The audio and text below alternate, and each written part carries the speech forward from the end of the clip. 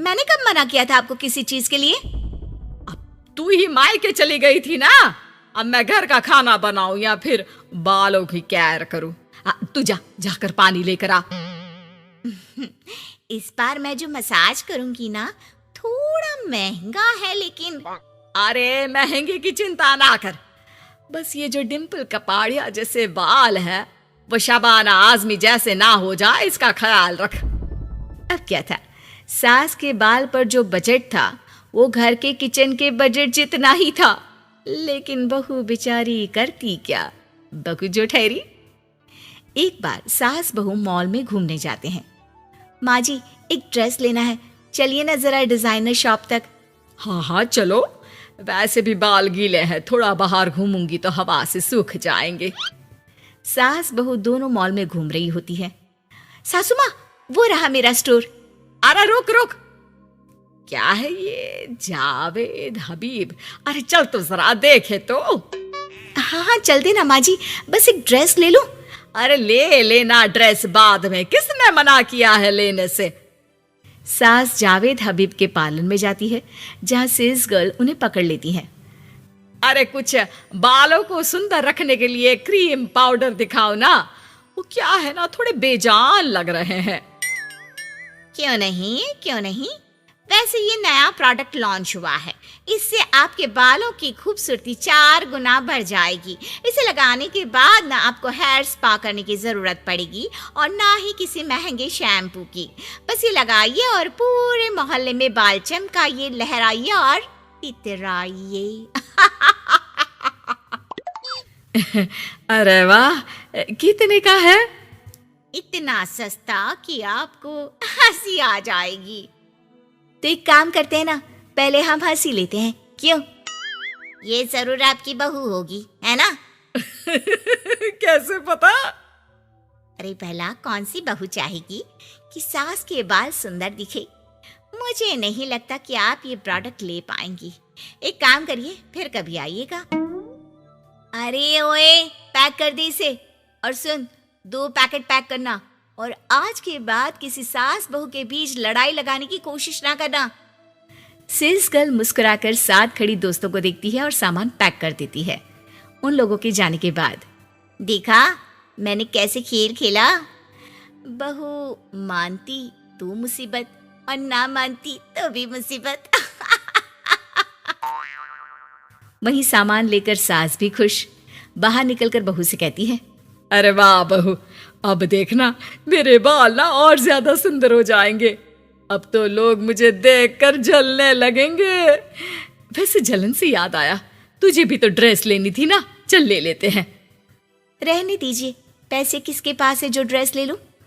आप तो अपने बाल लहरा लहरा कर इतराइए। मैं कोई पुरानी ड्रेस ही पहन लूंगी। चलो वो भी ठीक है बहू। देख, हमेशा ना फालतू खर्चे से बचना चाहिए। मैं बिल्कुल फेवर में नहीं थी तेरी नई ड्रेस के लिए, फिर भी तुझे मना नहीं कर पा रही थी।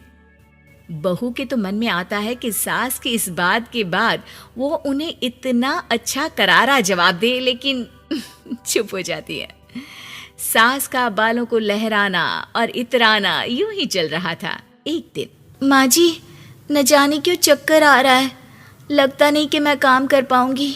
मैं अपने कमरे में आराम करने जा रही हूँ। थोड़ी देर बाद पति भी आ जाता है। माँ, शिखा को कहीं देखा क्या? आज बहुत दिनों बाद घर की रसोई से इतनी अच्छी खुशबू आ रही है। मन तो कर रहा है कि बिना चेंज किए ही खाना खाने बैठ जाऊं। अरे बेटा, खाना आज मैंने बनाया है तो घर तो महकेगा ही। तेरी बीबी बीमार बैठी है। पति हैरान होकर पत्नी के कमरे में जाता है, जहां वो आराम से तानपुरा का शो देख रही थी। अरे माँ ने तो बताया कि तुम ठीक नहीं हो, पेट में दर्द है। अरे नहीं, वो ना मेरा फेवरेट म्यूजिक शो आने वाला था।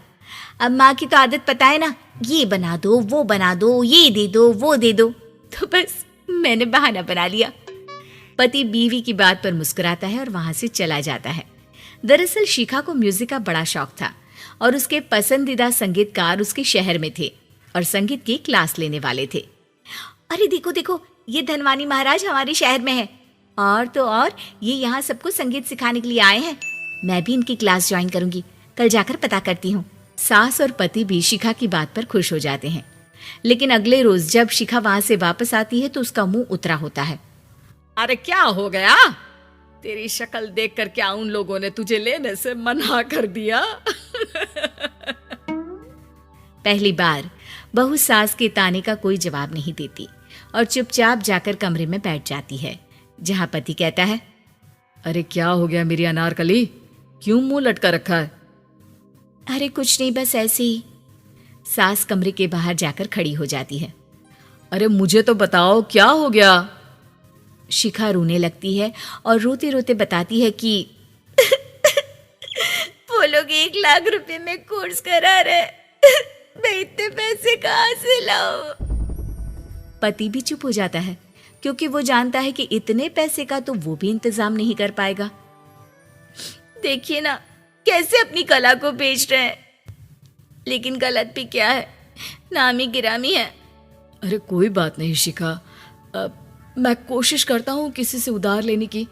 जब कोर्स करके तुम खुद की क्लास खोलना, उससे जो पैसे आएंगे उससे फीस भर देना। पति कई लोगों से बात करता है, लेकिन उसे कहीं से पैसे नहीं मिलते। शाम को मुंह लटकाकर पति घर आता है। मैंने काफी कोशिश की, लेकिन कहीं इंतजाम नहीं हुआ।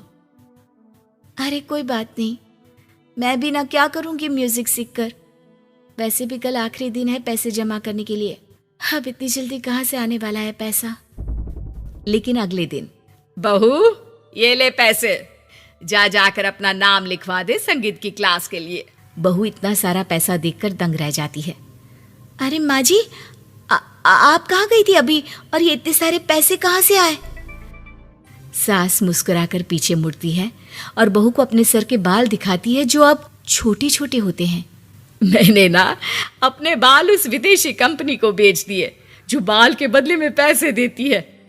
अब मेरे बाल थे ही इतने सुंदर के 1 लाख मिल गए, वरना तेरे बालों का तो कोई 500 भी ना दे। बहू को सास की बात से रोना आ जाता है। वो सास के गले लग जाती है। लेकिन कोई मुझे करोड़ों भी दे ना, तो भी मैं इतनी अच्छी सास ना दूं।